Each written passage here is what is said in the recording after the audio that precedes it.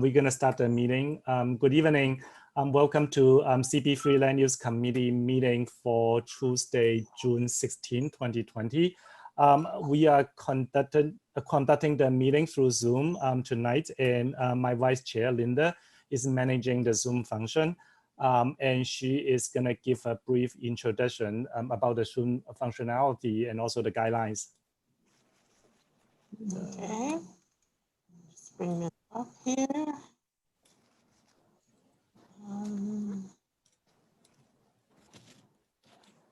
Here we are. Can you all see that? Nope. Nope. Nope. Well, that's a bummer. This is something about this sharing business that I'm not good at. Let me try again. Oh, you did that last night. You did that last night. I know I did it, but I didn't have an easy time of it.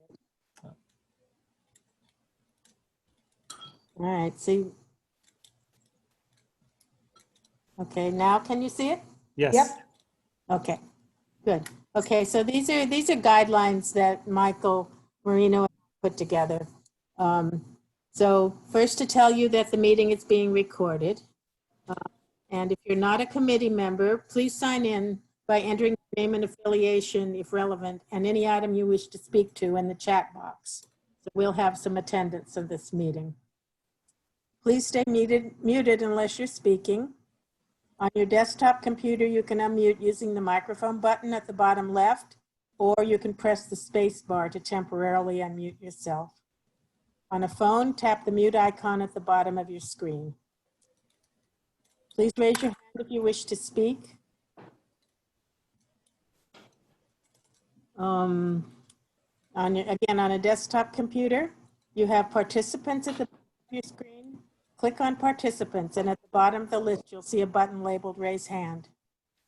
On this phone, press *9. The rest of this is standard operating, so I won't bother to go over it. The main thing is to know how to unmute yourself and how to raise your hand. Any questions? Okay. Thank you, Linda. Just on a side note, please use the chat box for checking in, or you use the chat box to ask technical questions or procedural questions. But please do not use the chat box to share your point of view or discuss any issues, or you'll be kicked out of Zoom. This is what we vote in the last executive committee meeting, and we don't want the chat box to become a side meeting. So the first item on the agenda is to approve the minutes from our May meeting. As it was mentioned by David Crane before, I believe also Susan, we actually don't need to motion to adopt the minutes. Just vote. Yeah, just vote, right. So I'm just gonna ask everyone in favor of approving the minutes, say aye.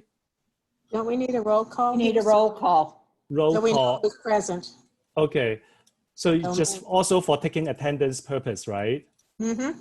Okay, so Michael, can you do that? Sure. Jackie Wong. Yes. Linda Jones. Yes. Michael Perlis, yes. Dominic Berg.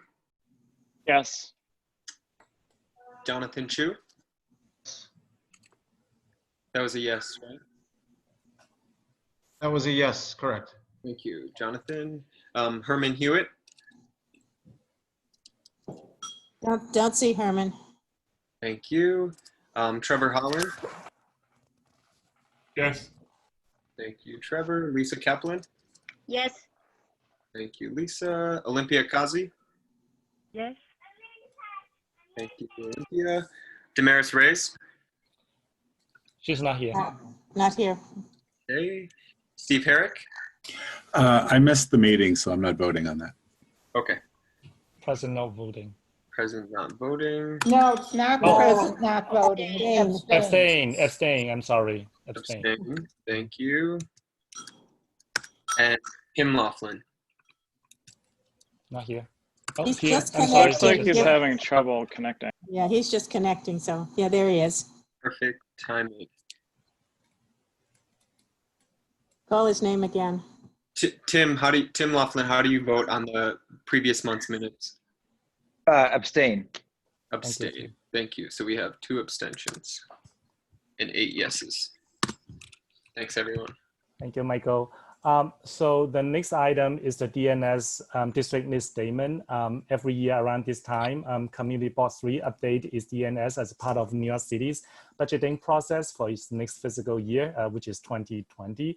And this year we aim to finalize the DNS in August instead of July due to COVID.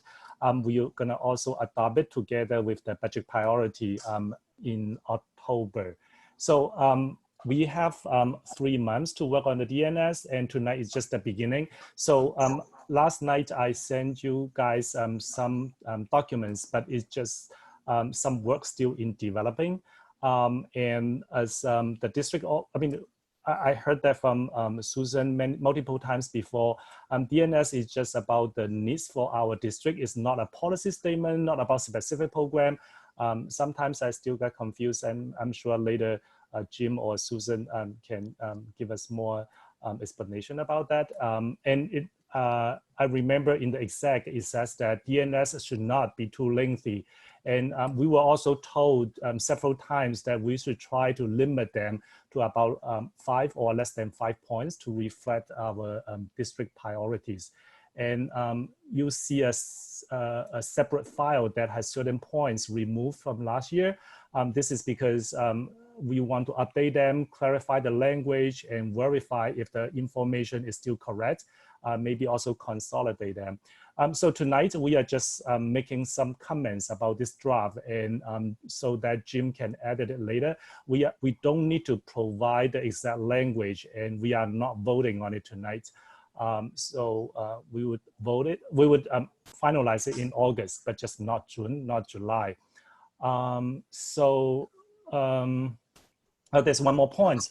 We always try to make sure that those points made in the district need statements have data and numbers to support. And in the past, a lot of the data were extracted from the Fulman Center report, but this year, Fulman Center has not published its housing report, which is also district specific.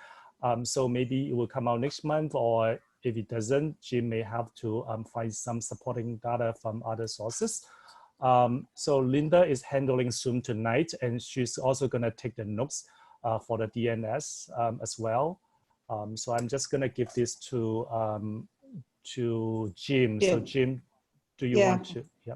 If Jim could, I say Jim's gonna start, I think, with a little intro, right, Jim? Yeah. Yeah, let me, I'll try not to repeat too much of what Jackie said, but just, I think it's important to give a little context, right? So this is the beginning of the community board's participation in the city budget process, which happens annually.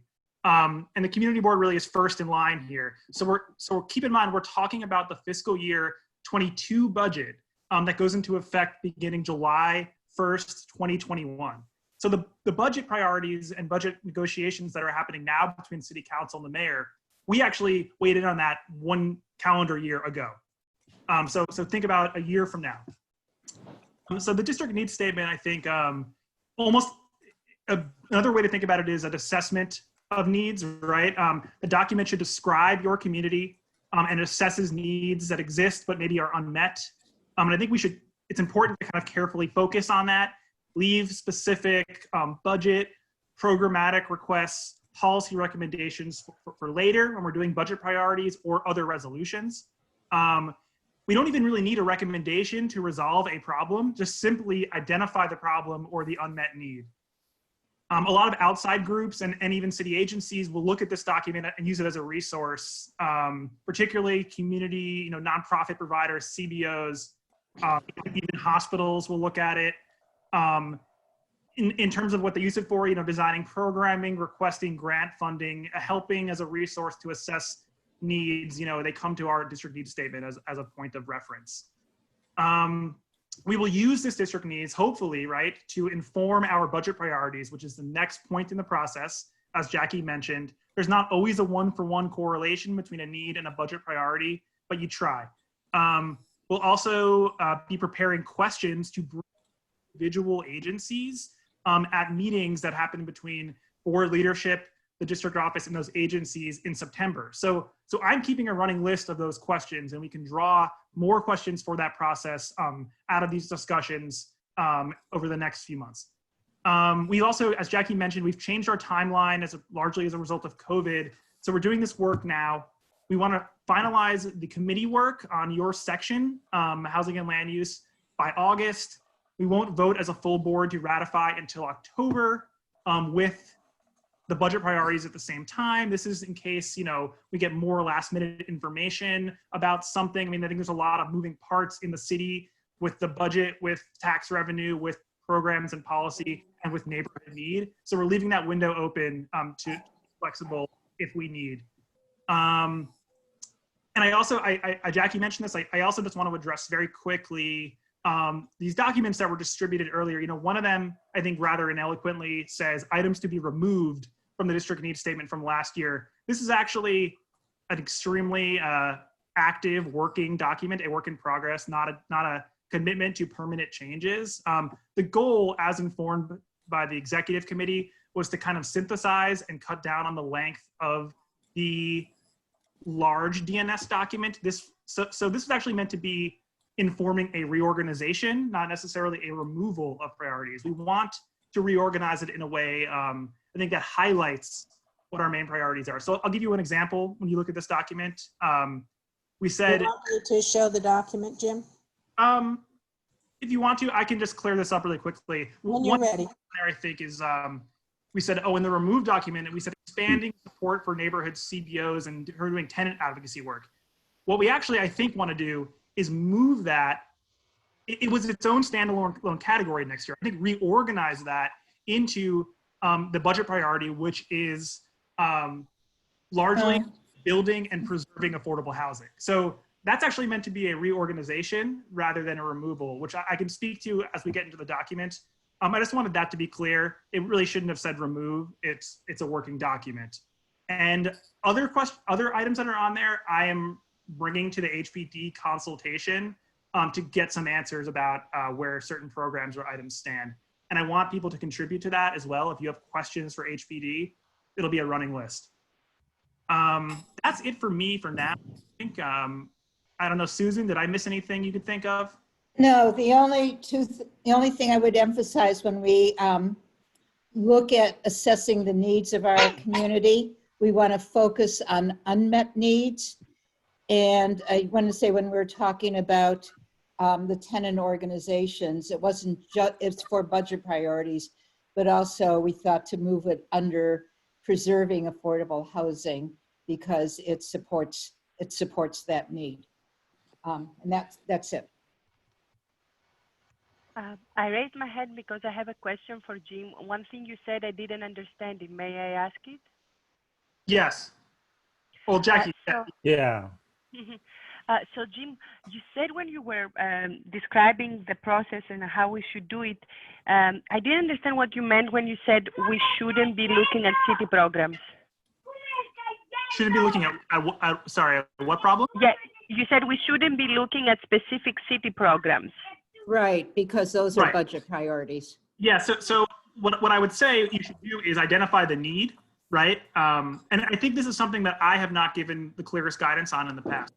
Identify the need that might be, maybe you have a program in mind that is not meeting that need. We can speak to that in budget priorities, but for this document, try to narrow in on the need. If the need is affordable housing, to preserve affordable housing, and there's a specific program that's not properly facilitating that, we can ask that budget question later, but I think we should identify that the need is to preserve affordable housing, if that makes sense, rather than like this program, that program. We should do that in the budget priorities. And this question comes up every year. Like every year when we do this DNS, this question always come up. I remember that. Could I just add to that? Even if we think a program like an anti-eviction program might be very important, we still may not vote on it as a budget priority, because if it's already well funded, it doesn't need to get more money. We would then look at something that isn't well funded that would support us. And I should emphasize that's why it's very important that we keep this running list of items to ask, say HPD at their budget consultation, because we can get answers to how appropriately or insufficiently funded a program is it meeting their own internal metrics, whatever. We can figure those things out at the budget consultation. Just to give you guys a little bit background about the budget consultation. So last year in September, I went to the HPD and Department of Building budget consultations. District office already maintained a list of the questions they have for these two agencies. And last year, I also added a few of my own questions to ask them, specifically asking about certain programs. So that would be the budget priority. It's a little bit different from the district need statement. But those questions about the programs we need now. We need this week. We need, right. I also, sorry, I had a note here. I'm sorry I didn't address this earlier. There was a question or something that Jackie brought up about the data points. Historically, I think I've edited them all prior to this point in the process. I'm behind on that work for a number of reasons, but you don't have to worry about it. So yes, the Furman Center is one source that needs to be updated, which isn't available yet, but we actually do have the updated ACS data. I just haven't updated every single line in the DNS yet. These will there will be things that shift a little bit, but the year-to-year variation in the ACS data shouldn't be so dramatic that you will see. You can continue with the assumptions based on last year's data. I will update this all prior to next month's meeting, but we got it under control, basically. And Jim, can you explain what is ACS data? I actually don't know what is ACS. Yeah, that's the American Community Survey. So when you think about the census, right, they're doing annual census counts, right, where they're actually trying to count every single person in the country, right? But in the interim, they do survey data where they're not doing individual counts, but they're looking at a smaller body of individuals who are contacted with similar questions to the census. Actually, there's different questions asked, and then they make a projection about the larger population based on this small sample. So it's not it's not a count, and it has accuracy issues because of that, but it's the most sort of up-to-date data you can get in a year-to-year basis. That's what we use every year because it's really the only reliable, one of the major data sets that for demographics that's updated annually. And it's just the standard. I mean, it's one of the standard data sets you would use for this type of study. Thank you, Jim. Okay. Should we start, Jim? Yep. Yep. So Linda, could you? With any luck at all.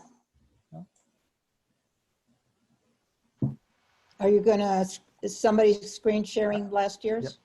Okay. Okay, do you want Jim to go through like section by section?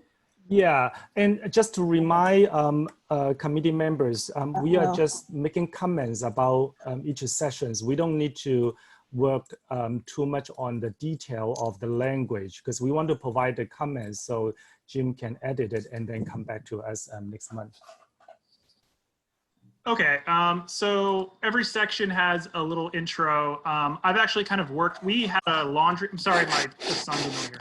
We had kind of a laundry list of data points in this last year, and I thought it might be useful to narrow it down to just kind of a few major, very descriptive data points. So you could see we're talking about income disparity, the gap between the highest earning and lowest incoming residents.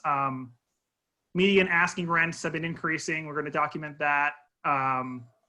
While renter income has decreased, right? That's obviously those two in conjunction with each other are quite problematic. And then documenting the rent burden, right? That there's a large percentage of low-income renters that are spending more than half of their income on housing. I'm removing, just for the time being at least, a data point from ANHD about the risk factor for affordable housing loss. I think we can update that whenever they update their data, if they get around to it. But otherwise, I think we articulate the same thing. What I am recommending adding in from last year is a mention in the intro here about homelessness, which we didn't necessarily address. That's really something for the Health and Human Services section, but I think it goes without saying it's a crisis in our district and it's connected to access to housing. So I just thought it was appropriate to add in a sentence about that. Every year we talk about how we have to have our affordable housing targeted at affordability levels that are more appropriate or actual neighborhood residents. We're keeping that. I'm sorry, Jim. So who is controlling the screen right now? Oh, I'm sorry. You know what? I'm looking at it. I'm not controlling the screen. I'm reading off my own copy. Well, let's keep up here because I don't want to get lost. I can keep scrolling down. Yeah, sorry. You know what, Linda, let me, okay, so By yes. the way, could I just interrupt for one moment? Jackie, can you be looking at the participant list so you can see whose hand is raised? Yes, yes. And you choose who you want to let speak. Okay. Okay. So Linda, I'm basically at the end of that first paragraph, right? After the bullet points and after we list some, right? So what I think, if you scroll down a little bit and go to this COVID-19 section, this is something completely new. And I think you might want to take some time to consider if this is the right way you want to address impacts that of COVID-19 on your committee's sort of jurisdiction. I'll read through this if you want. COVID-19's impact on the real estate market and construction industry, as well as anticipated city budget shortfalls, puts the development of new affordable housing at risk, as does cuts in the federal funding to states and local municipalities. HPD is primarily funded through federal sources, with 60-something% of total expense budget in fiscal year 2020 coming from the federal government. There is a need for more deeply affordable housing in CD3, but capital budgets for housing, particularly very low income and supportive housing, are possibly at risk of significant cuts in the wake of COVID-19.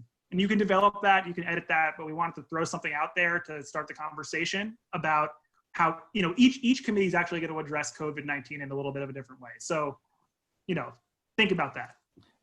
Jim, I'm gonna let Lisa speak. Lisa has a hand.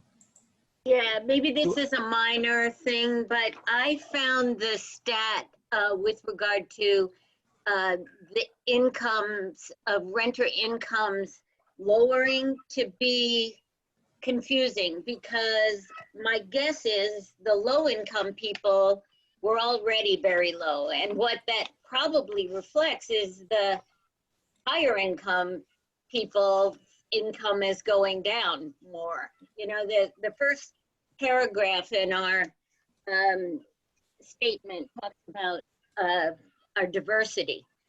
And I just wonder whether that between 2010 and 2017 median renter income in CP3 decreased.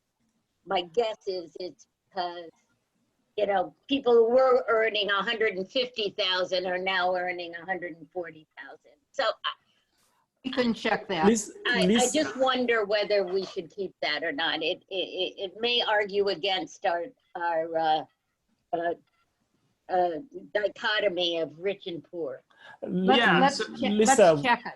Yeah, Lisa, can I make a comment about that? Lisa, do you remember last year we had the same question about this point? It's exactly the point No, you have a much better memory than me, Jackie. Last year, I remember, Jim, I also asked you the same question last year. It is also this point that I had problem with last year. So it would be nice to look into that. Let me I look don't into think it. it's essential either. Yeah, so I tend to agree with Lisa. If you find somewhere where you can cut the fat, I would just cut it. If it's not helping the case, remove it. I do remember this conversation last year, and I think the resolution in the end was that it's actually happening on both ends of the spectrum, right? That the sort of low income, quintiles incomes were going down, and the high ends were going up, right? But let me revisit that, and then we can kind of flag it to just remove if you think it's not helping, paint the picture. The number that is actually correct, because I remember that was extracted from Furman Center. Yeah. It's just that it's just a little bit confusing to us, check it, right? yeah. But the number is correct. Yeah. You have the correct number. But I think we should update it and flag it for possible removal if it's not helping tell your story, right? Yep. I'm gonna let Michael speak first, and then Olympia. Michael? Quickly, I was just going to say, I think the bottom fifth of the city is actually getting poorer. I'll try to find data on that, but I remember reading that recently. The other thing I was going to mention is I was just checking the citation number 10. HPD is primarily funded through federal sources with 68%. The link for that, I don't think it matches up with the data because the link goes to a NYCHA fact sheet. Maybe it's in there and I can't find it, but I'm also wondering, is that of the capital budget? Jim, do you know? Yeah, so I have to revisit this. First of all, I picked up on that even when I was just reading it back to myself now, that 1 minute we're talking about the expense budget and 1 minute we're talking about the capital budget. So I think, I don't remember where we came up with last year. I'm sure the information came from our budget consultation meeting where they kind of hand us packet after packet of deep dive breakdowns into the sources of funding, but I may have linked the wrong document. We need to get it updated anyway. So I think the maybe most helpful thing would be if you guys could just kind of like flag that one, and I will get to the bottom of it. If I could just mention, it came from their This one down here, PowerPoint. guys. It came from their PowerPoint last year, but I think whether it's expense or capital is a really good point Yeah, to figure out. I wouldn't bother looking up whether this poor in the city is getting poor because we're only looking at CB3. So, I just want you to do extra work. But we should definitely see if the HPD is both capital and expense or just one. yeah. I mean, let's not dwell on it. I actually seem to remember that we did find that even somehow in CD3 we had that quintile data and it was going down on the low end and up on the high end. But let's just move on. We'll figure that out in the interim. Yes. And Olympia. Thank you. So I wanted to discuss Jim's point about the COVID-19 comment that I think is, of course, super important because the city we're living is already changing a lot. And I think we should also add, in terms of the district needs, protection, because what we are hearing right now is there are predatory buyouts, and so we will need to protect and preserve. I don't know how we are going to write it, Jim. Olympia, later we would have a session on that. So let Jim continue. We're going to come back to you on I wrote that down. That's actually, I think, really important. So yeah, I wrote be it down and we'll check it out. Yep. Yeah, let's note that and we'll come back to it because I think we can just frame it as a need and find some source for it. Yeah. Sorry, I thought we were already there. No. Oh, we need to get the information. You brought up the topic, so now Yeah. we need to research it and get the documentation. And Yeah, then- that's Also, what I think we can do. Olympia, if you have any supporting data or documents that you can share, that would be really helpful. I mean, if you heard that from some sources or you see any data, because we always try to support the arguments with some supporting data. So if you can share that would be really helpful. Yeah, you know what? I should repeat this because I think it was clear in other committees that have like maybe smaller sections. What we are going to do, we're just going to kind of go over it now, but between now and maybe next month, like that's when committee members can look into these things, try to find a source, try to find a phrasing that you want to put together for something like that. We can help support that. This is that we have that little extra window here to do that work. And that's actually exactly what should be happening over the next 4 weeks. And also, if you have questions about specific programs, you can send the questions to me, and then I will consolidate them and send it to the district office. Yep. Thank you. That's just about specific. That'd be great. That would be really helpful. So Jim, can we move on? Yeah, so that's the COVID-19 section. If we scroll down a little bit, so this is kind of what I was saying, right, about trying to consolidate. We had like 10 different little sections, and I think we can try to move to maybe like 5 or 4 broader sections. So we framed it a little differently last year, and it was heavily focused on capital projects, but this one, I mean, build and preserve affordable housing in some configuration is always our number one need the last couple of years and probably much longer than that. So as it's written right now, this is largely unedited from last year, but it's all about capital projects. And this is where I'm suggesting you maybe move that section that previously sat on its own about funding for CBOs that do, local CBOs that do, you know, tenant advocacy work, anti-eviction work. You can kind of plug it into this section in a sentence or two, and that's part of preserving affordable housing. It's just a matter of consolidating this into more concise units. So we'll have to add that in, but I want to just note that there. Sorry I didn't do it earlier. So this one following this. Wait, Jim, before we go, can we just ask if the people, affordable, the nonprofit people like Steve, I don't know if Damaris is there, if they could help us by telling us any capacity issues, it would be really helpful. Like, are you turning people away? Do you need more staff? If you do, for which programs? It would be really helpful to get that information.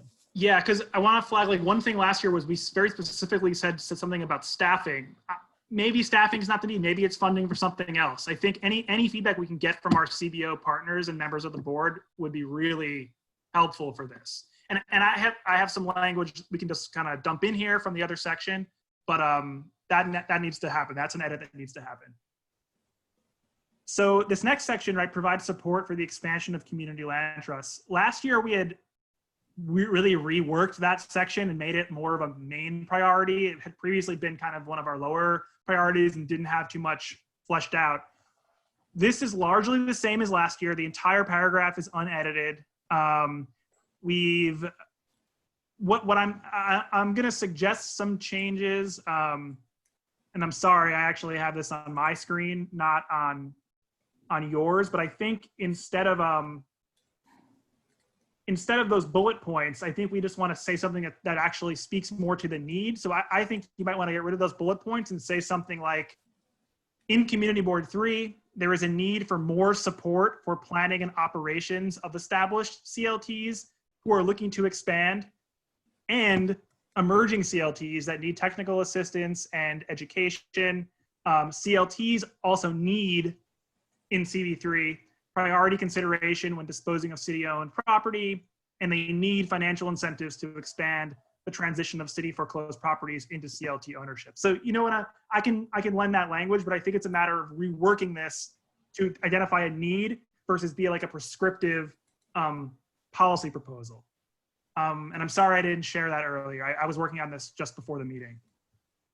Can I just add that in terms of the CLT, that they actually added 36 units. They added 2 buildings at the end of March when they transferred 2 HDFCs to them. So let's update that. So yeah, so they have 36 more units. Okay, that's great. Thank you, Steve. Okay. Jim, also I had my hand up to talk about this.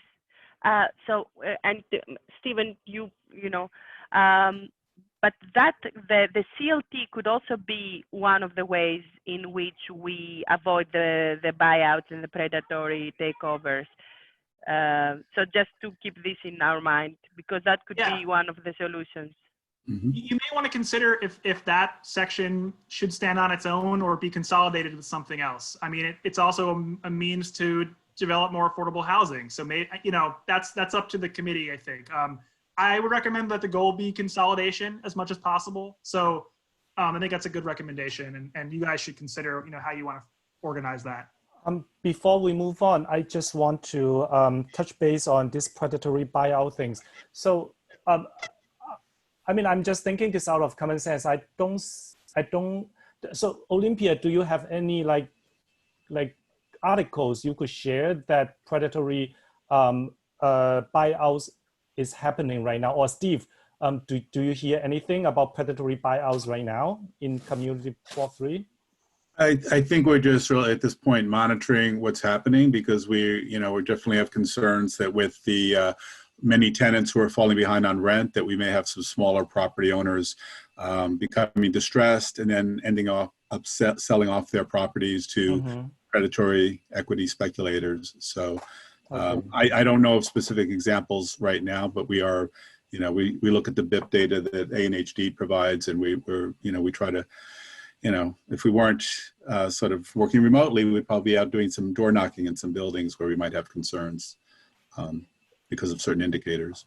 Yeah, I mean, the concern I have is that a gym might be very difficult to find out those supporting documents or data to support this argument without things are actually happening. So that is just my concern. Well, let me recommend, We've right? had small landlords in CB3 that are being approached already. So Okay. we know it's Yeah. happening. Okay. Finding the So- documentation may be difficult, but we know it's happening. And I would Okay. say, I'm sorry.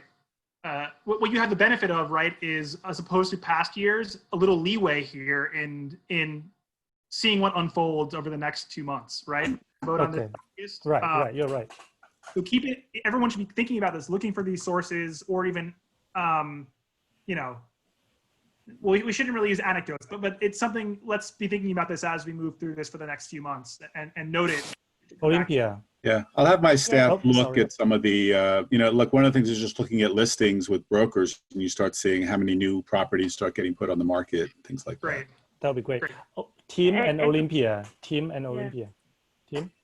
Jackie, I would just add that I agree this isn't so much about tenants. It really is about smaller properties. I think it is anecdotal to some extent, but there's a variety of different news reporting about large equity funds waiting in the wings, et cetera, that I think would be an appropriate reference here to Okay. kind of back up the sentiment that there are small properties, especially with single owners, in significant distress that have concentrations of rent stabilized and controlled tenants.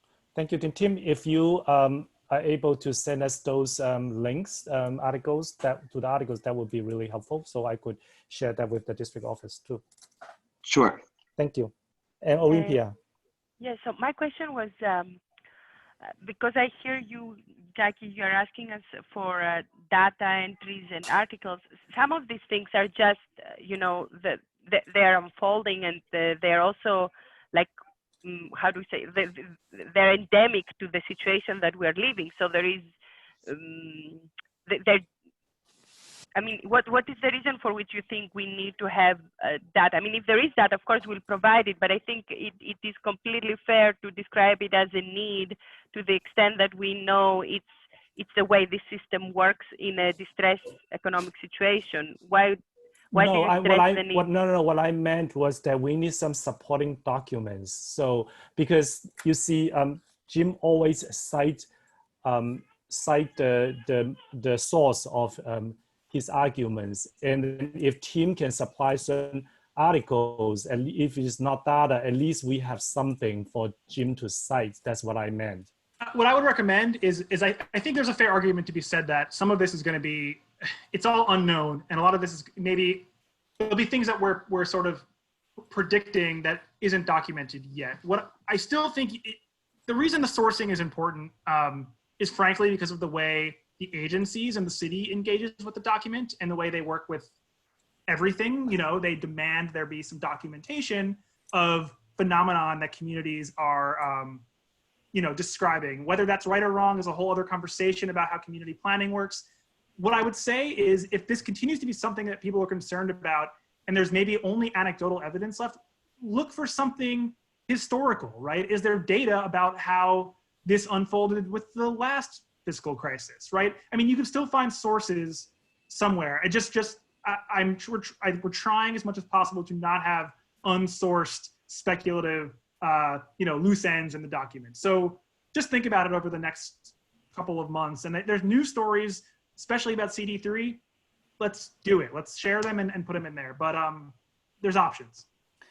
Tim, I still see your hands are up. So do you still have a question? Yep. Oh, no, sorry. I don't have a hand. I meant to not have it up.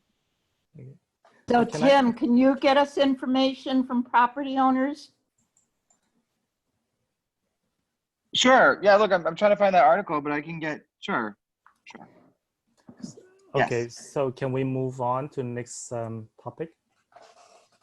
Yeah, so we were down to community land trust, and I just recommended that kind of reorganization from the bullet points with like policy needs to more of a reframing around a description of unmet needs, right? So this next section, preserve the viability of HDFC buildings. This has been kind of an evergreen section, at least since I've been here for 3 consecutive district need statements. I'm sure it's been in there beforehand.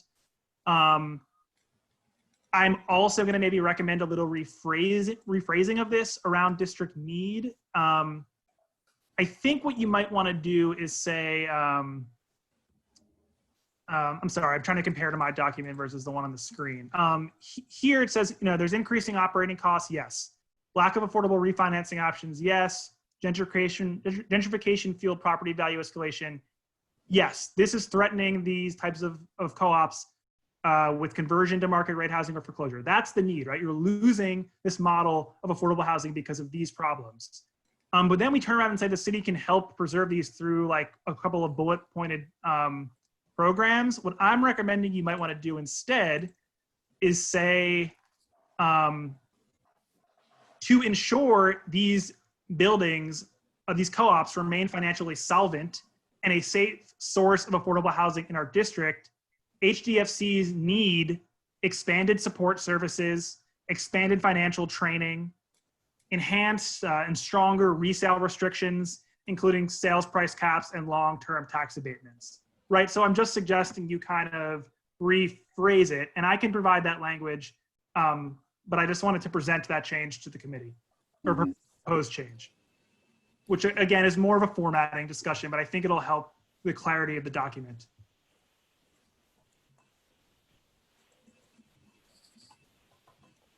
Okay. Okay, so expand and support for residential resiliency upgrades. I'm sorry, I had a question on that last point. On the Michael? HDFCs? Yeah, I was just wondering if it would be possible for us to add and like limited equity co-ops, things like Right. Mitchell-Lama buildings. Right, so it's not limited to just this one program and type of co-op? Yeah, I mean, I know HPD often groups together HDFCs and other limited equity co-ops, so maybe we could potentially just add that in. Technically, Mitchell-Lamas are HDFCs as well. It's all part of the Housing Development Finance Right. Code. Right.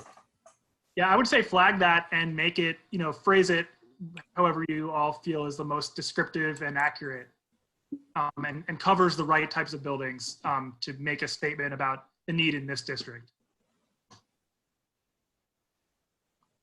Okay. Can we move? Right, so this residential resiliency upgrades has been a little complicated the last few years. I mean, I think the need very clearly is this overwhelming number of dwelling units in the floodplain, right? The number's staggering, and they're extremely vulnerable. I mean, the question I think has been, we kind of got information from HPD last year that for whatever tax abatements they're offering for residential resiliency upgrades apparently hasn't been taken advantage of. They actually, I think, gave less than a handful of examples, if not 0 examples within CD3 where a owner had applied for one of their resiliency upgrade abatements. I have to go back and visit my old emails for specifics, but I remember I was really shocked by that. So I think this is also a matter of, and Steve, actually, you kind of relayed to me at one point last year that there were some issues even for like the not-for-profit housing providers of reasons why you may even not want to participate in some of these programs. So I think and that the incentive isn't really there for owners, from what I understand. Yeah, the MHA, if you don't mind, I didn't raise my hand, but the MHA recently got a green housing preservation loan, which includes being able to do not just energy efficiency, but some resiliency work for 5 of their buildings. And it was a very long drawn out process. It took like 3 years to close on that application. And there was a big struggle over the new regulatory agreement HPD wanted them to sign when they had already just done a new regulatory agreement like 7 years earlier. So, but yeah, they give a few the amount of money they give per unit is modest, but then they wanted them to borrow, and it was a forgivable loan, but then they wanted them to borrow additional money that they had to pay back. And so they had to spend a lot of time haggling over the scope of work. And so HPD does not make it easy to do these kinds of projects. So I don't know how to talk about streamlining and their loan process. Can we have like a barriers? You know what the barriers are? Yeah, I'd have to think about the wording on that. But it's sort of the building has HPD sends out their engineers who do roof to cellar inspections and then recommend a scope of work, which can be very different from what the buildings board thinks is the important scope of work. So I don't know. I have to think about how to describe that problem.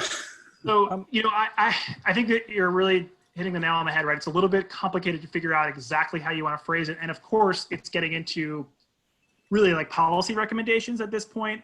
Yeah. So, but, if the need is there, maybe we should state the need. So I was, as like a starting point, I was recommending saying something along these lines. And I don't think this is perfect, but something like, there's a need to protect these vulnerable units, right? By tailoring programs to the specific financial needs of low and moderate income housing providers, so that they can complete, building infrastructure upgrades and take proactive steps to become environmentally resilient. And we can say something about how this must be tailored to certain types of buildings, whether it's HDFCs or other. That was a starting point. I'm trying to work with some language. I think it's a little difficult, but it's something to think about. Mm-hmm. I still think if we can put something about current barriers, because, that is overcoming something that's stopping us from fulfilling our need. Right. I mean, it's clear that the program exists. It's not being utilized. We're not getting all the upgrades that we could be getting. So how do we phrase that? That's a problem. Mm-hmm. Steve, I'm just wondering if you could share a little more with us why HPD is asking those landlords to borrow, the property owners to borrow more money from them, and also how much, what is the rate they charge them? Well, and I could probably send you a term sheet so you could look at the program guidelines, but the Green Housing Preservation Loan will provide for like smaller, for a small building, they might give $5,000 per unit, but as the building gets larger, they'll give like $3,500 per unit.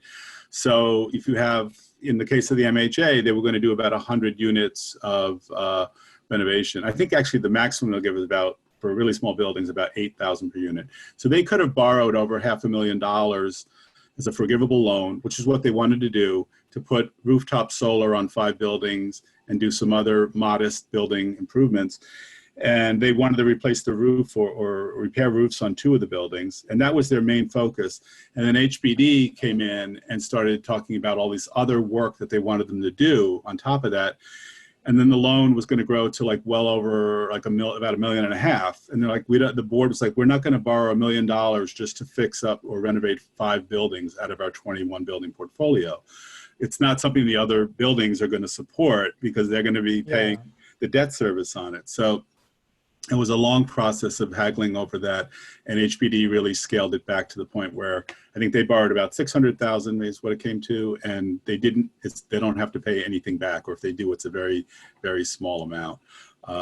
So they're getting essentially what they wanted, but unfortunately, it took such a long time to go through this. And this is a relatively new program that HPD set up, and I don't know if it's undersubscribed, but that part of the reason may be because they're not being flexible enough in working with buildings. But we would like to bring more buildings into the program. I'm just nervous about doing it and having the buildings boards have a terrible experience. I mean, to me, it sounds like the issue is more substantial than just administrative barriers. But I guess we could work out the language later. Mm-hmm. Olympia, you have a hand? Yes. So when Steve was talking about the streamlining processes and, the whole resiliency upgrades, one other thing that we may want to mention as a need is the need for coordination, because one of the concerns that I heard is when there is FEMA doing certain work and the city programs are not somehow coordinating with that. I don't know how if this is something that you, Steve, or others have heard also. And so it could be, you know, need for them to coordinate. Well, I mean, FEMA That's a was, general need in New York City. But especially around resiliency, apparently, they've really done a bad work. It's not really a need in the sense that we're using it. It's more an administrative function that needs to be improved. Steve, you have anything to add? no, I think that was basically it. Yeah. Thank you, Steve. Jim, do you want to go to the other document first before we go to Niger? Or Yeah, I don't know. Is that useful? I mean, I can just run through like why certain things were why I'm recommending consolidation and why I'm recommending, you know, cutting things. So there's essentially 4 sections that were in here last year that and we did this with every committee. So the first one was like expanding the support for the CBOs in the district that do. Jim, can you let, I'm sorry, can you let Linda? Oh, I'm sorry. I'm looking again. I'm sorry. I keep looking at my screen. Where do we want to go here? No, we want to switch over to the removed or like proposed for removal or reorganization document with all the. Different document. Lots of luck. Let's see what I Why can. don't you finish going through this first while you have it? So the rest are Niger. Okay, we can go to Niger. No, I think we should go to talk about those 4 points first, and then we come back to Niger. What do you want to do? You want to go to what's removed? Yes, what's removed, yes. Okay, let's see here. Let's see what we can do. That one I didn't have ready to pop up, I'm sorry to say. Do you want me to You know, say maybe again? for next month, we could just reorganize it and show it to you next month in the reorganized fashion. Would that be easier? There you go. We don't have this document, right? We don't You have do. It was You do. emailed. You have it in your email. You do. I sent it to you.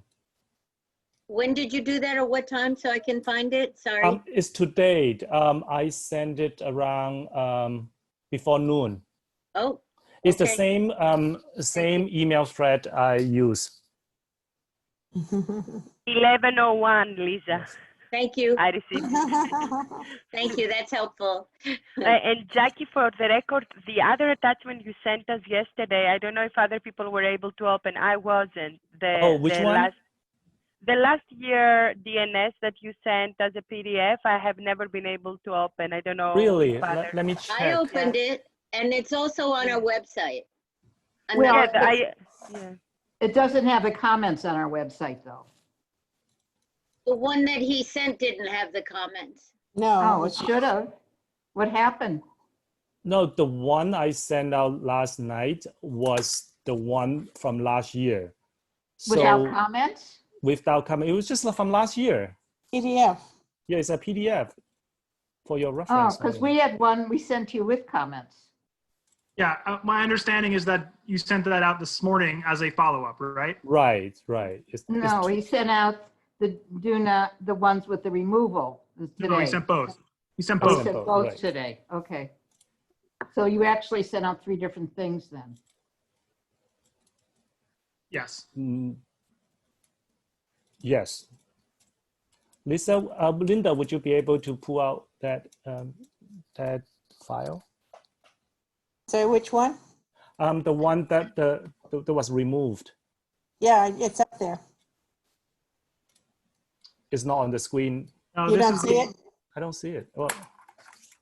Ah. I see it. Let me start it again, okay? I can go through it. I can go through it, and I can get this moving. So the first thing, right, was what I already mentioned, right? There was a section that stood alone about expanding funding for the CBOs that do various tenant protection and tenant advocacy work. I'm simply saying to kind of lump that in, consolidate that with the preservation of affordable housing section. The next thing I'm recommending removing is every year for the last 3 years, we've said, add Community District 3 to the Certificate of No Harassment pilot program. By the it's going to be over by the time we're talking about next year's budget, right? So we're asking to join a program that doesn't exist anymore. So I would say we asked. HPD never responded positively. The mayor's office never responded positively. The programs, there's no pilot anymore, so cut it, right? I mean, unless the pilot becomes main. Have you heard So about what I that? would recommend is that we keep that in the back of our heads, and if the pilot becomes, you know, if they renew the pilot and we're not in it again, let's write a resolution, right? I don't, because as it stands now, we're asking to join a program that won't exist. So I just want to, I think it makes sense to flag that for when the pilot's over, see how the city approaches it when it sunsets, and then write a resolution at that point, you know, responding however we want to respond. Could also be a budget. It could also be a budget priority question. Well, so I wanted to add that. I pulled this for the budget priority question because I want more information from HPD about how the pilot is working, right? I mean, they have not given us a ton of data, and I don't know what we asked for in past years, but I think we need to follow up a little bit on the efficacy of this program as it's been proposed, you know, as the pilot is structured. So I flagged that, and it's going to be in our budget consultation questions. The next section here was this issue. This was around the fear of you know, HUD budget cuts, right? We need the city to step up and commit more money directly from city coffers to you know, capital budget line items for affordable housing construction. You know, my feeling is that this is like totally up in the air at this point, given the total hit that capital budgets are going to take. There's no tax revenue, or there's a huge reduction of tax revenue. I think what we tried to do is address most of these concerns in the proposed paragraph about COVID-19, right? Because we're saying, we're just not making it a standalone item. We're saying it is part and parcel of the broader impact that COVID-19 has had on the entire economy and the production of affordable housing, or housing at all, right? So it's more of, that's just being reworked and moved into our COVID-19 paragraph. And then, oh, sorry. Yeah, can I just say, well, in the paragraph where you mentioned about the impact on HPD and DOB building inspection, could you also put in DOH, because they also do inspections. We've had them do a lot of lead dust inspections in buildings getting renovated. Which that's under ensure that city sources compensate. You have DOB and HPD mentioned under code enforcement. That shouldn't be there, though. No. Yeah. What? It should be a budget priority. So that's what I'm going to say. I think we need to bring this up as budget priorities. Remove, and I have already. They're on my list of questions to ask for budget priorities. So we need to ask all those agencies about staffing for inspections. You know, what violations are looking like. Are they adequately funded? Are they fearing cuts in these areas? You know, that's what we're going to ask in budget consultations. Okay. Jim, maybe it's just a good place to kind of explain. We're going to have any program that we think needs more funding in October. We're going to vote on those priorities, which programs. There'll be 25 for the board. And we'll vote on which programs need more funding, or need, you know, more baseline funding, because some of them come from city council. And another thing is, some of these funds come from city council, and we're really dealing with agency funding. So those are all things we'll deal with under budget priorities. Yeah, that's a big thing. A lot of this money, you know, coming from council discretionary funds is important, and you might want to consider, like, as a budget priority to, you know, move this over to a city budget line and baseline it. You know, these are things we can figure out closer to budget priorities in October. And so this is actually a very good transition into the other one I'm recommending removing from last year, which was this need, right, to adequately fund city agencies to address housing code violations. We requested this year after year after year after year, and then there actually was a lot of money and hiring put into adding inspectors, particularly at DOB, adding whole departments that hadn't existed previously. The issue, of course, is it doesn't really have like a clear, you know, causation versus correlation with the violations, right? Because the violations actually go up when you add inspectors. which is good, right? I mean, you're catching things that don't exist. But if you're looking at the data in a vacuum, you would say, oh, I think we need to add inspectors because we're getting so many more violations. But after we go to budget consultations, they say, oh, actually, we've added, X number of inspectors over the last year, and we don't really feel like there's unmet need. Actually, we maybe, have people that the demand isn't even there for these inspectors. So I'm recommending removing. Yeah. If we could add another thing to look at for that is like how many violations are, how many complaints are filed, and how many days it takes to inspect them. And that will help us know whether we need more inspectors or not. And that's a standing question we ask, I think, every year at the budget consultation. So that's what I'm saying about this being work in progress. A lot of this will kind of get worked out as we get feedback from the last year from the agencies themselves.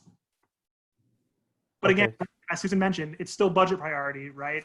It's about a program or a staff hiring question. And if I could just say, another place where you can see all this information is the mayor's management report. Okay, so that was 4 items I recommend, like either removing or rephrasing in the way I mentioned to consolidate. I think it helps make it more about needs and less about program and policy, and that's where it stands. So did you want to move on?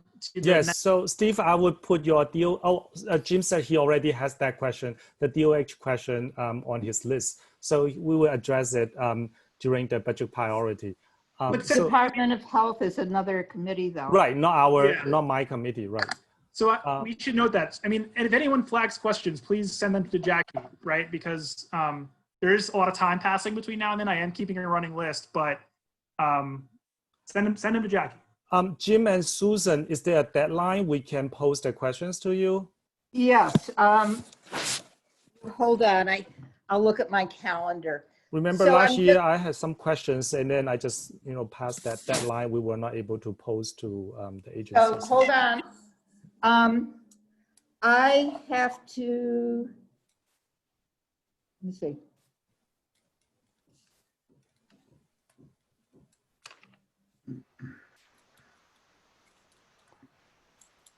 Got to hit. Let me look one other place. You know what, Susan? It's so I have to have everything in on the 26th. So if I could have it by the 22nd, just to explain, the 12 Manhattan boards combine all their questions for each agency. Right. So if I could have them and I'll take them on a rolling basis too, because we divide them up by agencies.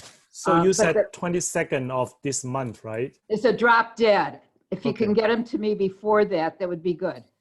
Okay, all right. All right, thank you. Olympia, I remember last year you said you also had some questions. So if you want to ask those questions again, you could just send it to me. Sorry, I don't remember what I asked last year, but like. I remember last year we had this conversation too. I remember we said we were too late to submit those questions. So but questions about the specific agencies or? About specific agencies. So we ask questions to HPD, DO. Any program. Right, yeah. programs, right. And it could, it could be about, staffing. Is it meeting need? Is it effective? What are their metrics for measuring success? Things like that. Yeah, I mean, one of the things that I would like us to use the brain trust we have in this call and the district needs reflection is because of what is happening with COVID-19. I mean, we hear a lot of things anecdotally, like the exodus, etc. So I don't know if we should be. Like, for instance, how they were proposing the micro-housing stuff more and more and the shared amenities, etc.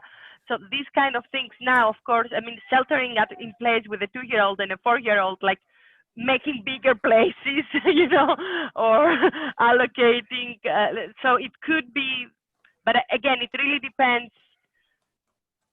I mean, we should be, yeah. What we can ask is something about is the public health crisis, right? Is the reality of COVID-19 impacting either the allocation of resources or even just the way that they are thinking about prioritizing certain housing programs, right? Exactly. We can ask that. I mean, they've given us answers before. We asked them last year, how are you prioritizing, in terms of brain power and money, CLTs? So I think we can ask the same type of question. Has COVID-19 changed the way you're prioritizing certain housing models? Because some of them require extremely close living quarters. So which will have a financial impact too. Right. So let me think about that. Send a question to Jackie if you have one, but we can keep that on the radar and figure out a way to ask that. And Jim, can we, if the committee members have no more comments on this, so we want to move to the NYCHA session. Linda, do you mind to go back to the NYCHA session, please? Okay, I think I have, for some reason that I don't fully understand. Someday I will understand this share screen thing. I've never even tried it. Yeah, it's mystical. There you go. Got it? Okay. Thank you. For some reason, if I change the document, it doesn't share it. You have to go back and share a different document. Jim. Okay, so this section I think is tough every year because of the nature of the relationship of NYCHA to the city budget, federal monitorship, and the ever-changing nature of their internal programming. But I think what we're doing right now is close to identifying needs, right? So NYCHA owns and manages over 14,000 units of low-income housing in CD3, right? That's describing our community, this community. The preservation of these apartments is viable, right? Secure, publicly owned, right? Not privatized. It's vital to ensure that our community remains diverse and economically integrated. I feel like that's a need. We can debate it, but that's my thinking. And then we're identifying like what is kind of confusing or complicating about this. So we're saying changes in agency leadership, federal monitoring, uncertain funding from HUD, and proposals for increasing public-private partnerships underscore the fragile condition of NYCHA funding and operations in CD3. We then go on to cite the last stated budget shortfall. I have to update that. There's probably updated data for this year. It's always a moving target. It's always getting worse, actually. So I will flag that and update it. Now, there were needs last year that we kind of went back and forth on. I mean, one that I think remains clear is, and that I'm definitely leaving for now, is, or think we should leave for now, is community, participation or community engagement for Next Gen NYCHA and RAD. These are major changes being proposed specifically in our community district, not just citywide. Both infill and the permanently affordable commitment together. That's the PAC. It's the local version of RAD. These are models that are being introduced. They're introducing the private sector into NYCHA properties in this district and could dramatically change the way our developments are managed and funded. Several developments in CD3 have been discussed as possible sites for these programs. There must be increased engagement and transparency from NYCHA regarding these new programs, better understand how they impact the public housing stock and the public housing residents in our district. I know that's very general and broad, but I think it's a real need. What I'm kind of recommending to remove, right, last year there was this big back and forth about the public safety element.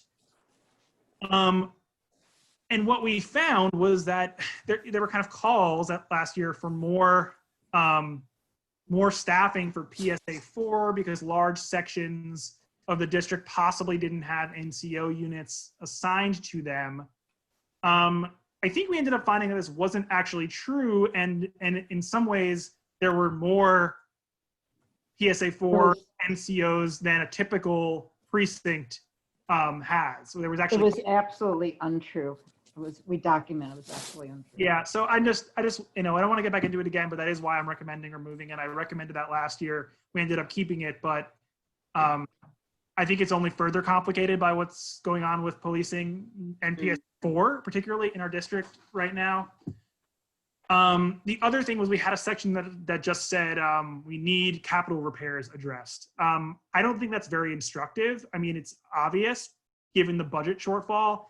I think if we had some specific locations or even more narrow line items within a specific location, that might be useful. But I don't know if just the general statement of we need capital repairs addressed is useful. And we actually do say it we say it earlier anyway. So that's why I'm recommending those changes. But I think yeah. I don't know if it's useful to say which buildings need capital repairs because they already have a prioritized list, which we shared with the committee last year. And that prioritized list, which goes in the outside of the buildings and then the inside, is the way they're going to get funded. Yeah. I'm sorry, I actually forgot. I brought that very point up earlier. I'm contradicting myself. I'm losing my mind a little bit. That is very true, right? We've done this before, and NYCHA has come back and said, well, we already have the order of operations for how we do our repairs, and that's just the way it is. And they're all things that we need, you know. Lisa, were you trying, I'm sorry, Olympia? You are mute, Olympia. So, yes. Sorry, it takes me some time to coordinate. We're all losing our minds, Jim. One thing that I just realized is, and again, I don't know because this is going to be for July 2021, but one of the issues is the right to cancel program and basically the need for more support for tenants that are evicted, etc. Is this something that, you know, I don't know if Steve has ideas about how especially it works in our district, but maybe we can, this is certainly something that COVID-19 is bringing to forth, like Yeah, so we've had this, oh, sorry, Steve. I was going to say, I mean, the right to counsel program, though, doesn't operate in this zip code. So it's right now, it's just sort of still like, I think they've expanded it to 20 zip codes in the city. Is But this you for think we could use it, anti-eviction right? or what? Yeah. Yeah. It's being phased in. So by So- 2022, everyone at a certain AMI, below a certain AMI, will be eligible for that. No, So is there already any happening. benefit on us saying that, that we want them to expedite it because people are evicted? Like, Our evictions are way down. Go on Furman Center. no, I reports. know, but I think they're gonna go way up. But that's a different thing. That's a very different thing that we'll be looking at this year. Well, I think you would, so what's happened in the past, if this is instructive at all, is we have asked for this before. And what keeps happening is we ask for more money for like various iterations of right to counsel or funding directly to CBOs for this type of advocacy. And what we hear back at the budget consultations is that they're pumping a ton of money into these programs. I mean, this is an interesting question with how complicated this gets. There is funding for these programs. And I think last year what we were hearing was the issue was actually hiring. They had the money and couldn't get lawyers to take the job, right? So we kind of said, well, we need this, but asking for more as a budget priority isn't going to help because pumping more money into it isn't going to get those lawyers hired. So it's just a matter of considering that type of thing. Also, what Olympia is talking about is what's needed right now. It's not something that's, yeah. Well, I mean, you're talking about people that are going to be evicted because of COVID. That is something we need. Yeah, I'm afraid, Susan, it may last. It's going to be in waves. Okay, so what we need to do is then ask what funding they're having for those programs and, you know, find out, again, that's a funding issue. Yeah, so I'll note that for funding, for the budget consultation question. And, you know, the other thing to consider is if something feels like it's an immediate need, right? And it's more of a priority than fiscal year 22, July 2021, maybe pull it aside and think about a resolution for a future month that's policy based, or a call to your council member or something, you know, that's always an option. And Steve, since it's not in our district, do you believe there is anyone else doing that work in our district, or they're just left on their own? Well, I mean, we link buildings to, we work closely with, you know, legal service groups like Take Root Justice, Mobilization for Justice. So we'll work with they'll work with whole tenant associations and bring HP actions against landlords. But, you know, in cases of dispossesses, you know, a lot of, you know, we'll counsel people, but a lot of people go to court, you know, pro se, just to defend themselves. So need for funding for those organizations may be something we can add, because what I heard is they're cutting their funding. yeah. So those are all budget priorities. Yeah, I think Jim already took a note on that, and then we're just gonna ask the questions at the budget priority, because everything will be vote all together in October. So we got some time, we got some leeway here. Let's find out, because we were surprised last year to find out that funding wasn't an issue; it was other problems. So let's ask this and find out. Right. So that's all I have. I mean, committee members, do you have any more questions on this? If not, then Lisa, did you have a question? No. Okay, thank you. So what happened next is that Jim gonna take our comments, and he is going to put together some languages, and then also do some research based on the comments we make. And next month, we're gonna have documents to review again. And also, before I close tonight's meeting, just want to remind everyone that if you have any questions about specific programs related to HPD and DOB, you can send the questions to me, and then I will put together for Susan so she can discuss that with the Borough Board. That's all I have for tonight. Any other questions? Okay, thank you so much, Linda, for helping. I'm sorry. Can I just request any public not public member, any person from the public who is on the call, if they could put in their I have a name list of them. I copied them already, so don't worry about that. Oh, you did? Okay. I did. Yeah, okay. Don't worry. Yep. So when you send me the minutes, I would add that if anyone is missed from it. Thank you. Okay, awesome. And thank you everyone for your time, and thank you for all the non-land use community board members joining us tonight. I saw Troy is here, and I want to ask Troy to give comments about NYCHA too, but I don't know if that is appropriate. But I will speak with you later then, I guess. Thank you so much. Yeah, and let's, so we'll kind of come back next month with this feedback and be thinking about this in the interim, and we'll move forward with the document. Jackie, if you want to send me things, feel free. Yeah. Members' comments through you to me, that would be very helpful. Yeah. Are we taking attendance at the end or no? Yes, we do. Adjourn. Yep. So I need a motion to adjourn the meeting. Motion to adjourn. Thank you. Michael, are you taking attendance? Yes, I have it. I have everyone. Meeting adjourned. Thank you so much, guys. Thank you. Good night. Thank you. Thank you. All right. Bye. Thank you.